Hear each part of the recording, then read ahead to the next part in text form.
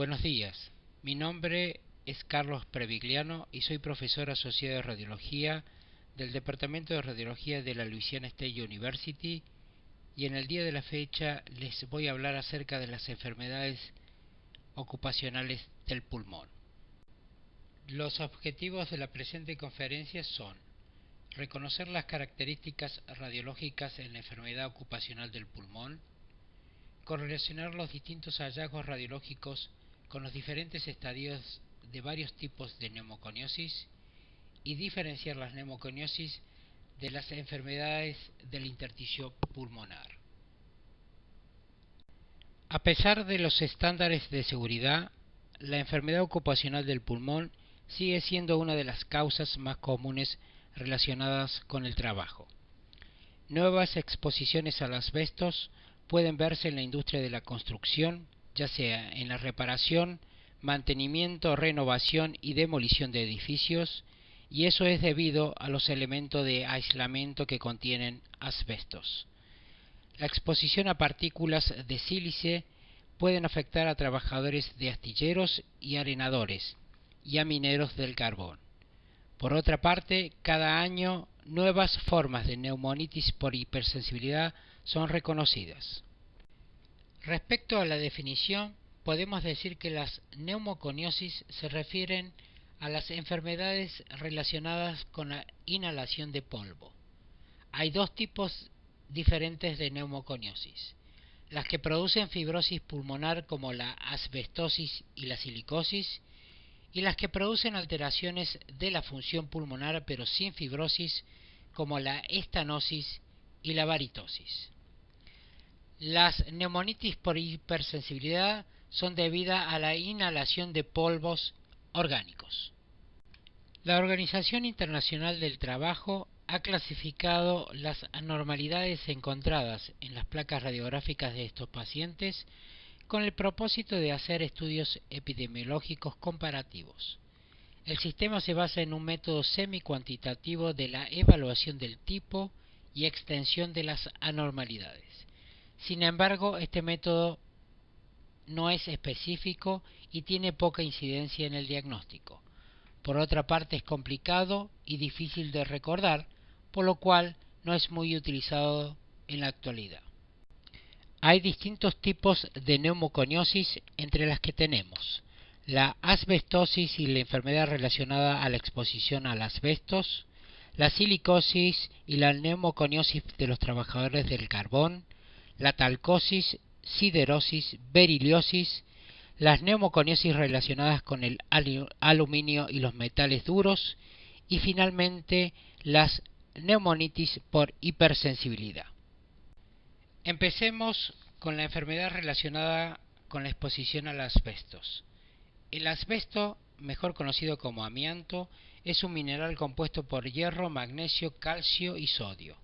Este mineral se encuentra en la naturaleza en forma de fibras muy delgadas y las hay de dos tipos: las anfíboles, que son fibras finas, largas y rectas, permitiendo que penetren profundamente en el parénquima pulmonar, entre las que tenemos la crocidolita, amosita, actinolita y tremolita, y las serpentinas, fibras de crisótilo, que son fibras largas y rizadas.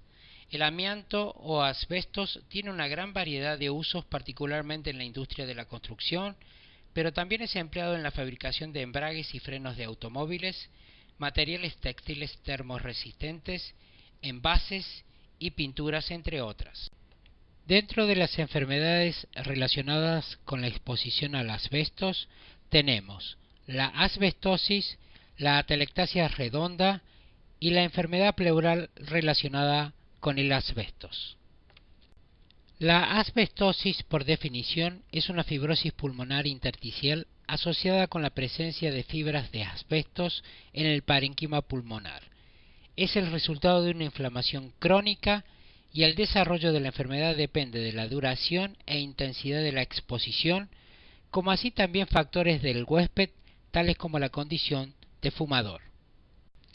La presentación clínica de la asbestosis incluye disnea y dedos en palillos de tambor, que ocurren después de 20 o 30 años de exposición.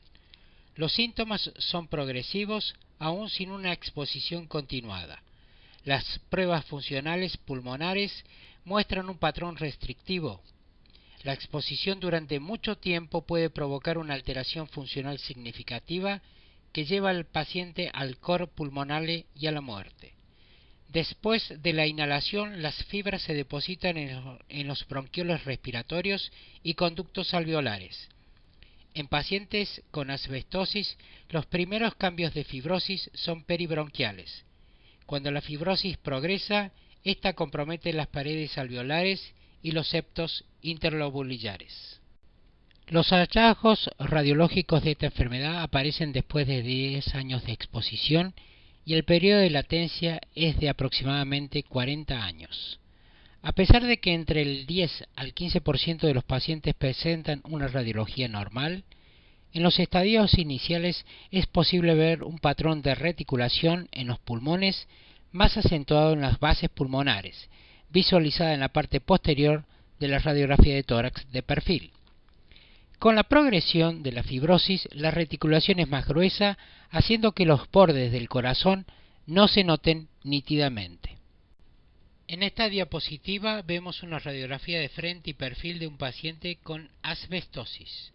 Nótese el patrón de reticulación difusa en ambos pulmones. Incidentalmente se observa una hernia hiatal.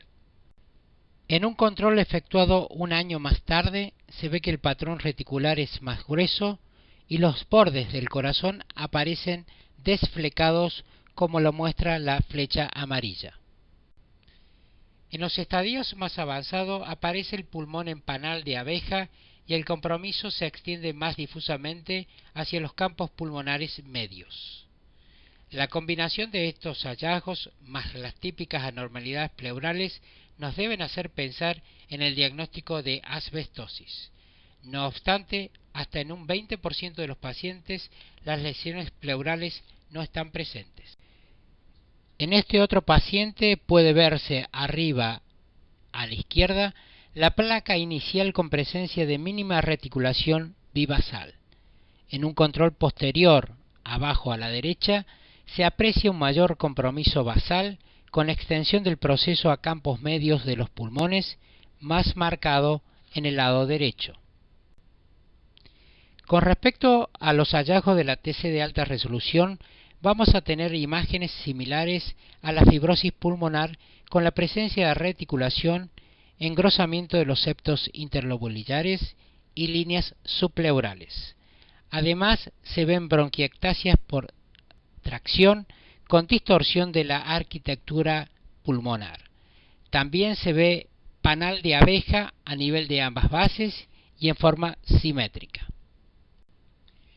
Arriba a la izquierda se ve una TC con ventana pulmonar y con el paciente en decúbito prono con líneas subpleurales como lo muestran las flechas amarillas. Arriba a la derecha otro paciente con opacidades lineales bilaterales, más del lado derecho, y la presencia de bronquiolectasis y bronquiectasis por tracción. Finalmente, abajo, dos cortes axiales de otro paciente con la presencia de bronquiectasias por tracción y pulmón en panal de abeja en la parte posterior y subpleural de ambas bases pulmonares. En esta diapositiva de dos pacientes diferentes podemos ver imágenes lineales densas en la región subpleural de las bases pulmonares configurando la imagen de la pata de cuervo, marcado con las flechas amarillas. En la TC de abajo, además se observa engrosamiento pleural bilateral más prominente en el lado izquierdo. Otra alteración que podemos ver en relación con la exposición al asbestos son las atelectasias redondas y las masas fibróticas focales. La atelectasia redonda se refiere a un colapso pulmonar parcial en forma redondeada y asociada siempre a una pleuropatía crónica.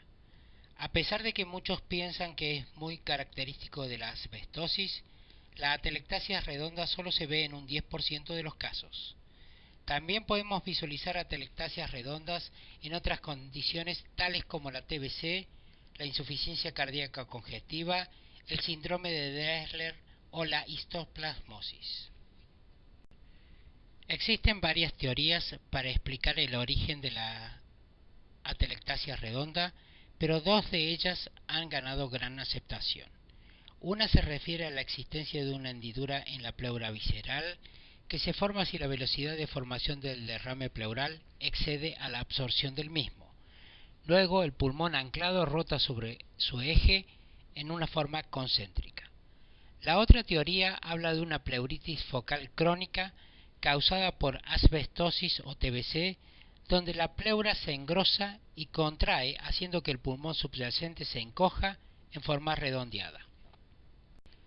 La atelectasia redonda es una obosidad oval o redondeada de entre 2 a 8 centímetros de diámetro, siempre adyacente a una pleura engrosada, con calcificaciones o sin ellas. Si bien es cierto puede verse en cualquier parte del pulmón, la ubicación más frecuente es en la parte posterior de los lóbulos inferiores. Como puede presentar reforzamiento con el contraste endovenoso, es posible confundirla con una masa tumoral.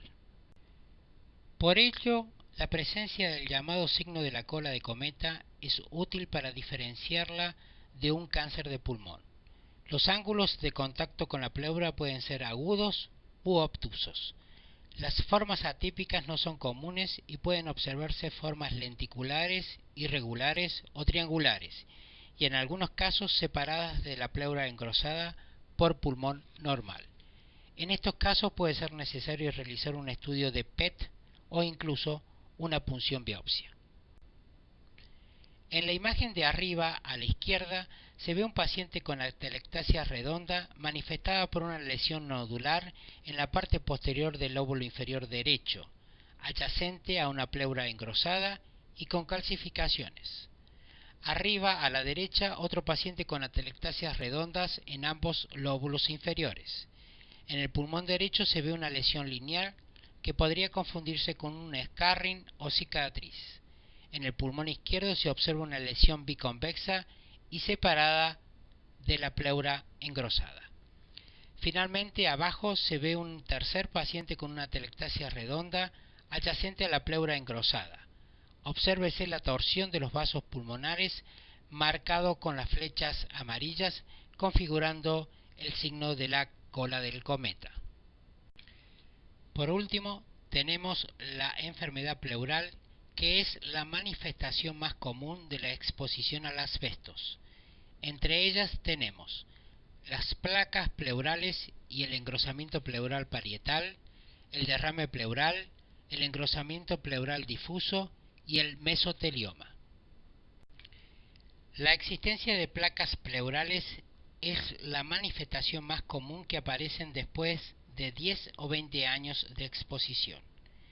Están compuestas por tejido fibroso y contienen fibras de asbestos y calcificaciones. Casi siempre se las ven en la pleura parietal, especialmente en la parte posterolateral y cúpulas diafragmáticas. Los senos costofrénicos y las regiones apicales están respetadas. Las placas pleurales a nivel del mediastino es un hallazgo poco común y son visibles especialmente en la TC. El engrosamiento pleural es común en las regiones paravertebrales. Estas placas suelen ser bilaterales pero no simétricas y pueden tener varios centímetros de longitud. En la placa de tórax se ven como imágenes suspendidas. En una proyección aparecen como lesiones geográficas y en la proyección ortogonal aparecen como imágenes lineales densas. A la derecha se ve un paciente con engrosamiento pleural paravertebral derecho y placas calcificadas en la pleura anterior. A la izquierda, otro paciente con placas pleurales bilaterales caracterizadas por bordes rectos y definidos. En este otro paciente, en la radiografía de tórax frente, se ven placas calcificadas en la pleura izquierda y en las cúpulas diafragmáticas. Estas últimas son más evidentes en la TC. Los diagnósticos diferenciales de las calcificaciones pleurales incluyen procesos infecciosos tales como la TBC o histoplasmosis, empiema, hemotórax, asbestosis, silicosis o estanosis, mesotelioma o fibrotórax, como el caso que se ve a la derecha, donde hay engrosamiento pleural, calcificaciones en las hojas parietal y visceral y aumento del tejido graso subpleural. El engrosamiento de la pleura visceral es común verlo en los lóbulos inferiores, más frecuentemente en la parte lateral y adyacente a una atelectasia redonda. En este paciente se ve engrosamiento pleural posterior con la presencia de una atelectasia redonda en el lóbulo inferior izquierdo. Además, se ven placas pleurales en el lado derecho. El derrame pleural es un exudado no mayor de 500 mililitros y puede ser uni o bilateral. Es muy poco frecuente, puesto que se ve aproximadamente en el 3% de los individuos expuestos. El diagnóstico es por exclusión y el mesotelioma debe ser incluido entre los diagnósticos diferenciales. Por último, el engrosamiento pleural difuso es visto hasta en el 50% de los pacientes. Representa la fusión de las hojas parietal y visceral engrosadas y están relacionadas con derrames pleurales benignos previos. En resumen, y respecto a los hallazgos radiológicos de la enfermedad pleural relacionada con la exposición al asbestos, podemos decir que a pesar de que las placas convencionales pueden ser diagnósticas, esto solo sucede entre el 10 y el 40% de los casos. Las placas pleurales son usualmente visualizadas en la mitad inferior del tórax y aparecen como lesiones geográficas en una proyección y lesiones lineales en la otra. Las placas pleurales lineales son mejor visualizadas en las superficies laterales. Las placas pleurales se calcifican entre un 10 y 15% de los casos y es más común que se calcifiquen las placas diafragmáticas. El engrosamiento pleural difuso es concéntrico y otras causas de engrosamiento pleural, como el acúmulo de grasa extrapleural, pueden remediar esta anormalidad. El engrosamiento pleural difuso puede definirse como engrosamiento de por lo menos 8 centímetros de extensión cráneo-caudal y 5 centímetros en sentido transversal. Esta condición se asocia con un deterioro de la función pulmonar. La TC y la TC de alta resolución son obviamente más sensibles que las placas radiográficas, especialmente en el caso de las placas a lo largo de la superficie mediastinal. Por último, el derrame pleural benigno es una manifestación temprana de la enfermedad. Aunque se asocia con la presencia de placas pleurales, es poco frecuente en pacientes con enfermedad pleural extensa. Se trata de un exudado a menudo cero hemorrágico, uni o bilateral, por lo general de pequeña o moderada cuantía. El diagnóstico es por exclusión y hay que tener especial cuidado en casos de derrame pleural por un mesotelioma. Esta es una TC de tórax con contraste corte axial de un paciente con engrosamiento pleural difuso del lado derecho que no permite la correcta expansión del pulmón homolateral. En el lado izquierdo se ve discreto engrosamiento pleural y una pequeña placa calcificada. Arriba a la izquierda se ve un paciente con derrame pleural loculado unilateral sin placas pleurales calcificadas. Arriba a la derecha otro paciente con mínimo derrame pleural bilateral asociado a una placa pleural calcificada anterior derecha. Abajo otro paciente con engrosamiento pleural bilateral. En este caso se trata de un paciente obeso con aumento del acúmulo graso en el espacio subpleural y en ambos ángulos cardiofrénicos. Los tumores asociados con la exposición al asbestos son el cáncer de pulmón, siendo el riesgo más alto en pacientes fumadores, y el mesotelioma. En esta conferencia nos referiremos solamente a este último. Existe una fuerte asociación entre la exposición al asbestos y el desarrollo de un mesotelioma maligno de pronóstico extremadamente pobre. Su incidencia es aproximadamente el 5% y el periodo de latencia hasta el desarrollo de este tumor es de entre 20 y 40 años. La edad de presentación de los pacientes es de 60 años y entre los síntomas tenemos disnea, dolor torácico y pérdida de peso. El mesotelioma se origina en la pleura parietal y hay 3 tipos citológicos diferentes: epitelial, el más frecuente, el sarcomatoso y el mixto. De los 3 tipos, el epitelial es el que mejor pronóstico tiene. Se asocia con la presencia de derrame pleural, siendo de pequeña cuantía, o incluso está ausente en los tumores de tipo sarcomatoso. El engrosamiento pleural puede ser difuso o nodular, con compromiso de las cisuras pleurales. La extensión del tumor es por lo general por infiltración local de la pleura y las metástasis por vía hematógena están presentes en el 50% de los casos. Los hallazgos iniciales vistos en las placas radiográficas pueden ser derrame pleural o engrosamiento pleural concéntrico y lobulado. Pueden verse lesiones nodulares, derrames pleurales loculados o ambos. El engrosamiento de la cisura mayor debido a la extensión del tumor es algo común. En algunos casos, y debido al engrosamiento pleural e infiltración del mediastino, el volumen del pulmón es normal. Esto es lo que se denomina signo del mediastino congelado. En esta placa de tórax de frente de un paciente con mesotelioma se aprecia un engrosamiento difuso tanto de la pleura lateral como la mediastinal. Obsérvese que no hay desplazamiento del mediastino. Las imágenes de TC son más eficaces y permiten individualizar un derrame pleural y o engrosamiento pleural en la gran mayoría de los pacientes.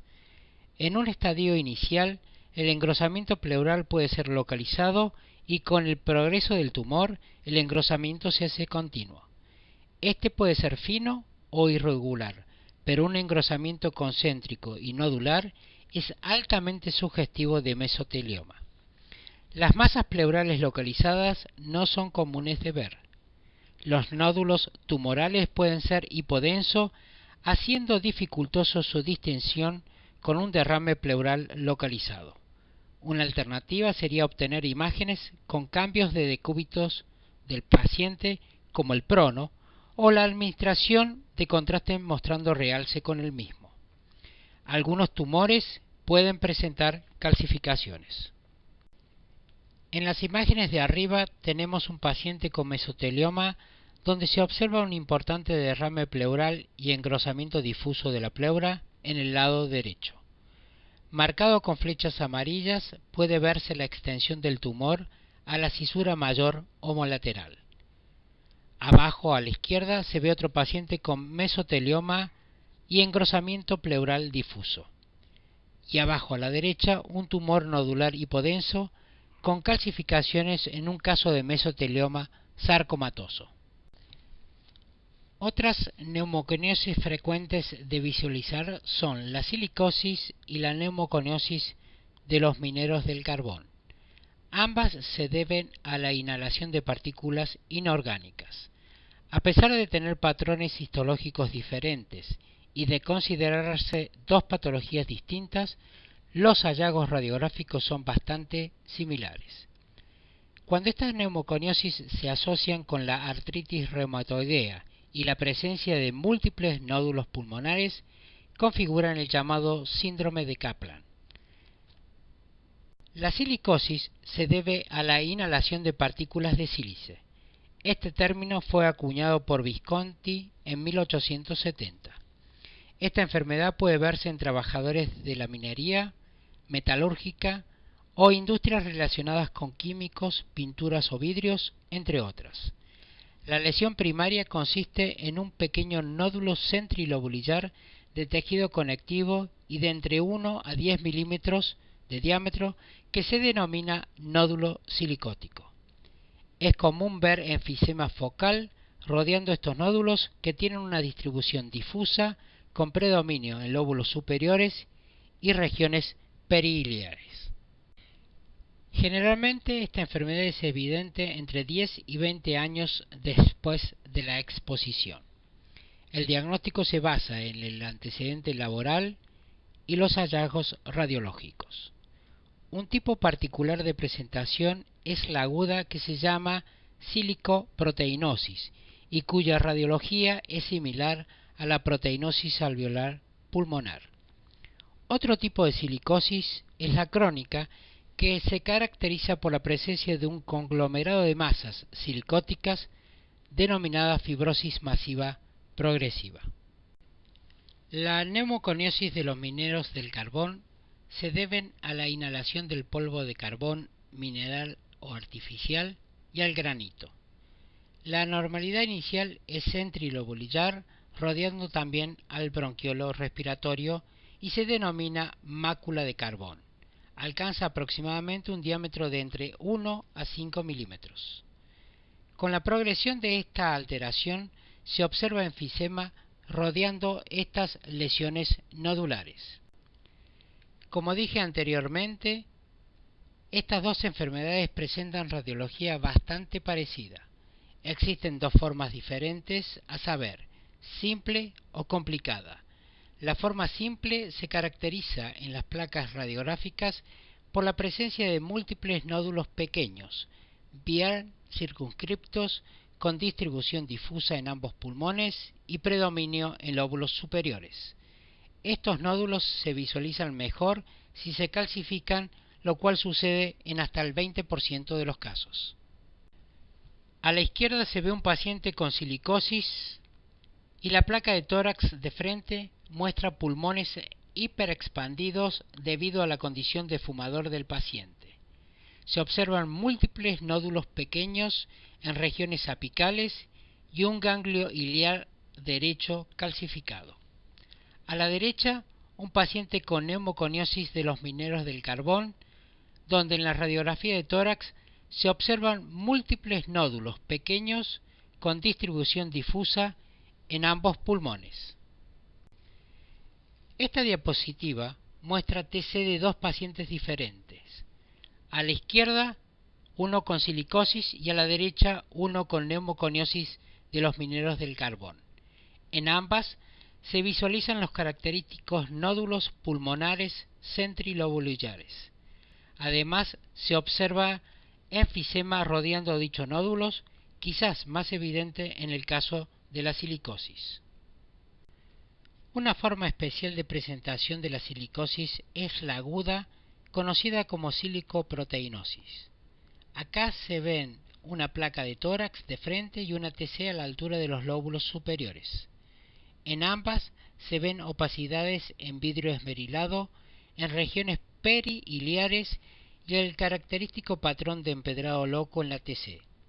Nótese la marcada similitud con la proteinosis alveolar pulmonar. La otra forma de presentación es la complicada. En este caso se va a observar un conglomerado de masas sólidas en campos pulmonares medio y superior con extensión a regiones iliares. Estas masas pueden necrosarse y cavitarse. Una característica especial es que los estudios de PET pueden ser positivos, parecido a lo que sucede en los procesos neoplásicos, y esto es debido a la actividad inflamatoria que coexiste en la fibrosis masiva progresiva. Estas masas fibróticas se asocian a cicatrices y cambios bullosos, y también puede observarse calcificación de las mismas. La presencia de ganglios mediastinales o iliares es entre el 30 y el 40%, y la calcificación de los mismos puede verse en las silicosis, pero no en los casos de neumoconiosis de los mineros del carbón. En esta diapositiva se ven placas de tórax de frente en dos pacientes diferentes. A la izquierda, un caso de silicosis y a la derecha, uno de neumoconiosis de los mineros del carbón. En ambos estudios se ven masas sólidas en campos medio y superior de los pulmones. Los ganglios mediastinales o iliares pueden calcificarse en un 5% de los pacientes. Es característico ver calcificación periférica de los ganglios o en cáscara de huevo. No solo se ve en la silicosis, sino que también puede verse en casos de sarcoidosis, blastomicosis, amiloidosis, histoplasmosis, esclerodermia o enfermedad de Hodgkin post-radiación. Arriba a la izquierda, una fibrosis masiva progresiva secundaria a silicosis con calcificación de las masas y presencia de ganglios mediastinales calcificados. Arriba a la derecha, un paciente con neumoconiosis de los mineros del carbón con masa cavitada en el pulmón derecho asociada a múltiples nódulos bilaterales y ganglios mediastinales calcificados. Abajo, un caso sacado de una publicación donde se ven masas sólidas espiculadas y riendas pleurales en ambos lóbulos superiores. El estudio de PET muestra foco positivo de captación de la FDG en ambos lados, especialmente en el lado izquierdo. Esto se debe a los cambios inflamatorios que pueden confundirse con procesos tumorales. La talcosis es otra neumoconiosis caracterizada por la presencia de talco en los pulmones. Es una patología que progresa lentamente y no suele acortar la supervivencia de los pacientes. El talco es un mineral de color blanco o azul, de consistencia jabonosa y que puede rayarse con las uñas. Se forma por metamorfosis del silicato de magnesio y puede llegar a los pulmones por inhalación o inyección endovenosa. Los hallazgos radiológicos incluyen engrosamiento pleural o fibrosis intersticial con la presencia de focos de calcificación.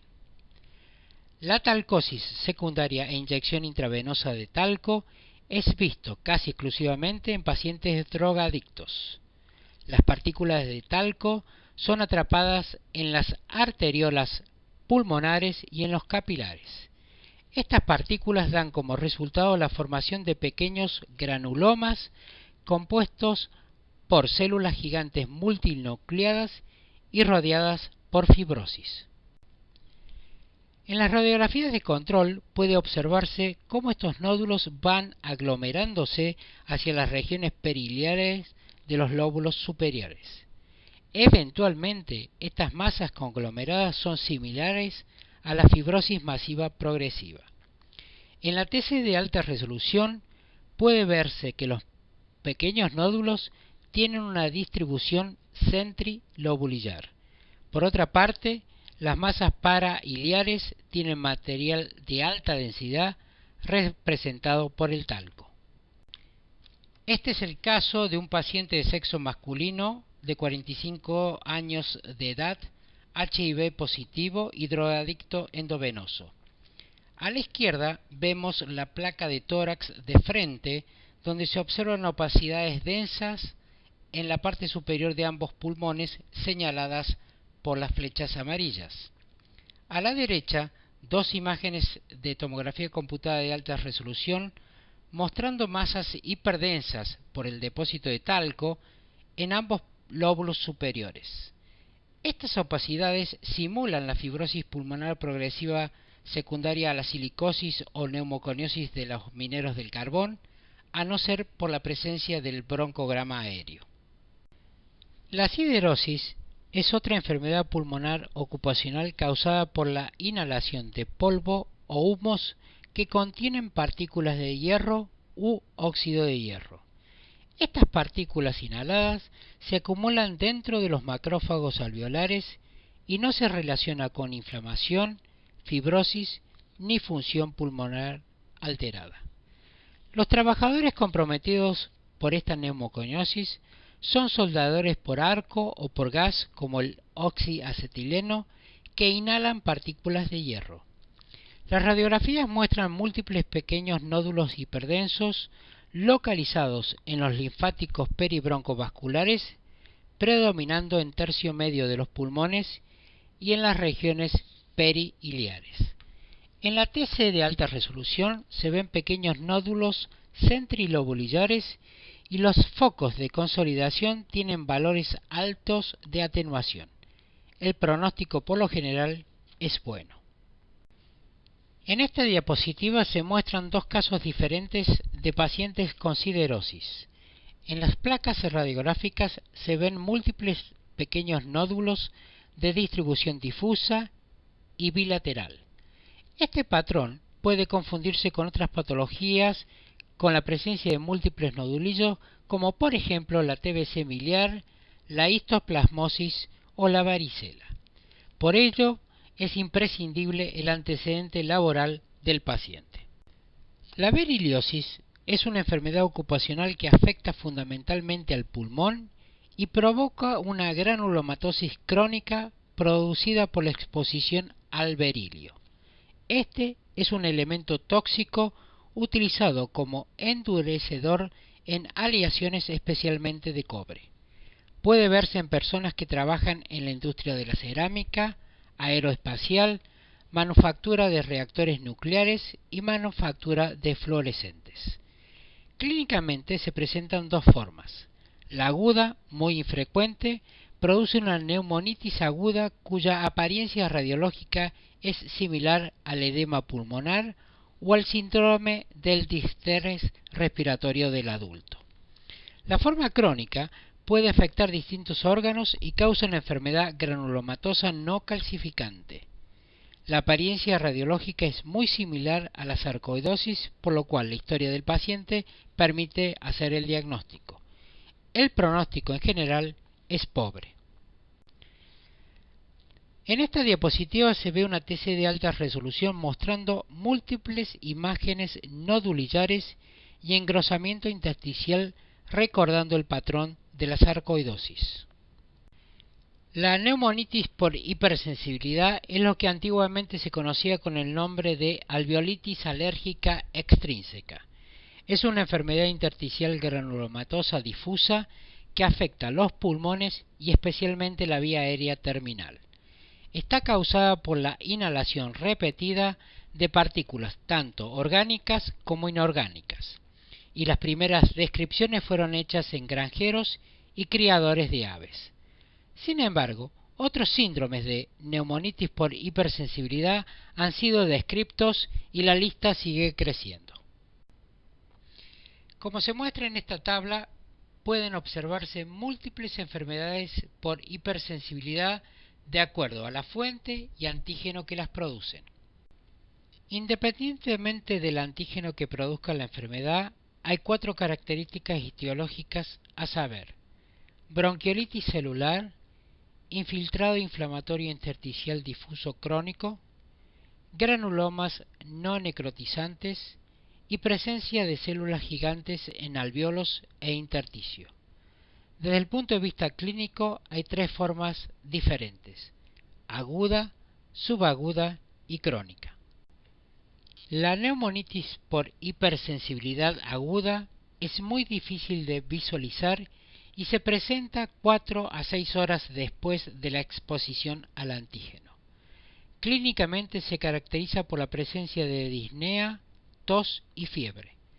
Desde el punto de vista radiológico se observan opacidades en vidrio esmerilado de distribución difusa y opacidades reticulares. También se ven pequeños nódulos pobremente definidos con predominio bivasal. No obstante, las placas radiográficas pueden ser normal a pesar de los marcados síntomas del paciente. En esta diapositiva se ven 2 ejemplos de neumonitis por hipersensibilidad en su etapa aguda. A la izquierda una TC de alta resolución mostrando múltiples imágenes nodulillares centrilobulillares, especialmente en campos medio e inferior. A la derecha, otro paciente con las características opacidades en vidrio esmerilado. Si la exposición al antígeno continúa, los síntomas progresan en un plazo de semanas o meses.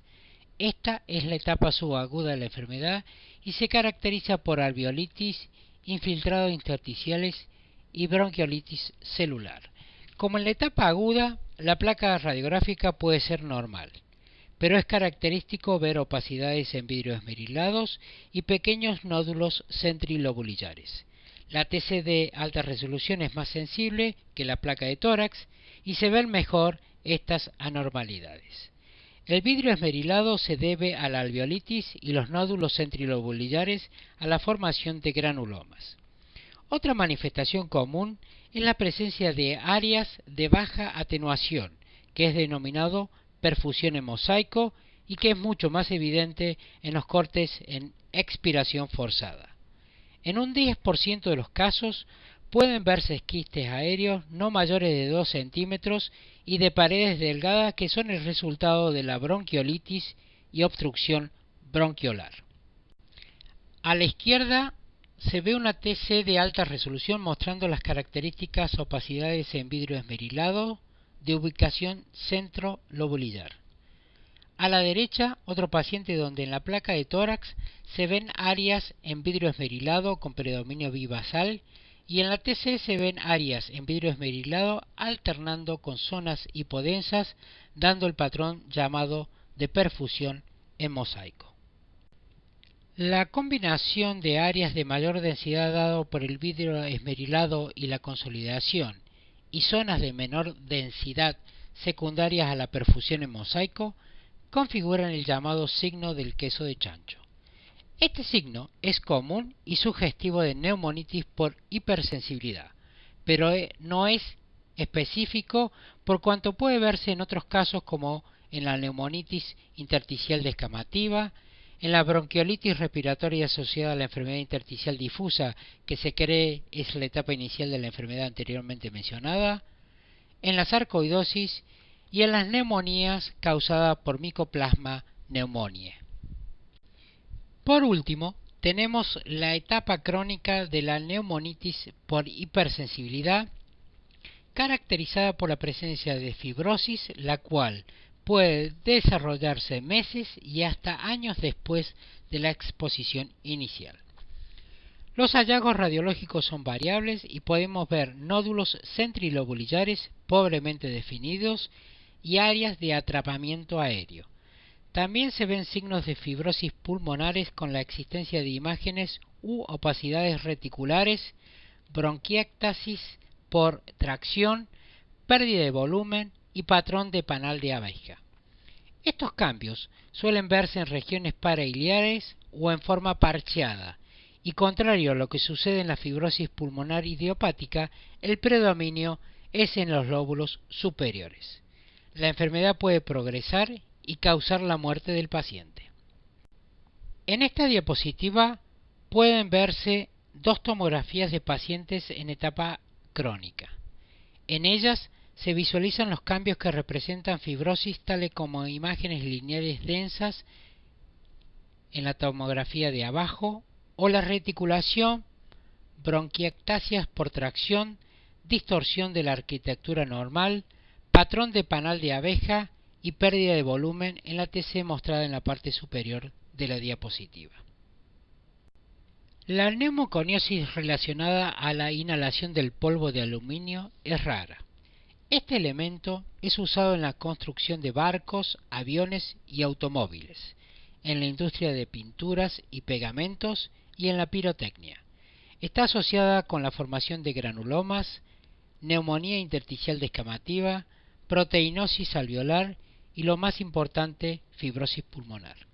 En la TC de alta resolución puede observarse la presencia de nódulos centrilobulillares similares a la silicosis y cambios fibróticos en panal de abeja en la parte subpleural o en forma difusa como en la fibrosis pulmonar idiopática. En esta radiografía de tórax se pueden ver cambios fibróticos con predominio en campos medio y superior, pérdida de volumen y múltiples imágenes nodulares difusas. Estos cambios pueden visualizarse en otras neumoconiosis o incluso en la sarcoidosis, por lo cual el antecedente laboral es imprescindible. Por último, tenemos la neumoconiosis por inhalación de metal duro. El metal duro es una aleación de carburo de tungsteno y cobalto y algunas veces está mezclado con otros metales tales como el níquel, titanio o cromo. Se utiliza fundamentalmente, debido a su elevada dureza, en la fabricación de maquinarias y utensilios para trabajar el acero. La exposición al metal duro produce inflamación intersticial con fibrosis y destrucción pulmonar.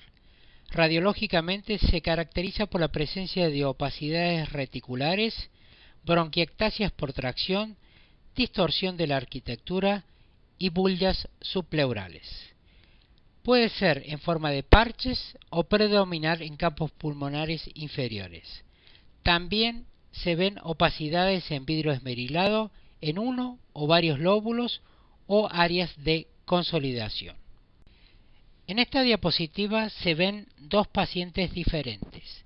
En uno, la placa de tórax muestra hiperexpansión de los pulmones con áreas en vidrio esmerilado y opacidades lineales con predominio de ambos lóbulos inferiores. Al lado, la TC, donde se visualizan múltiples pequeños quistes aéreos, reticulación y áreas en vidrio esmerilado. Abajo, en la TC de otro paciente, se observan áreas en vidrio esmerilado principalmente en el lóbulo inferior derecho. Muchas gracias por su atención.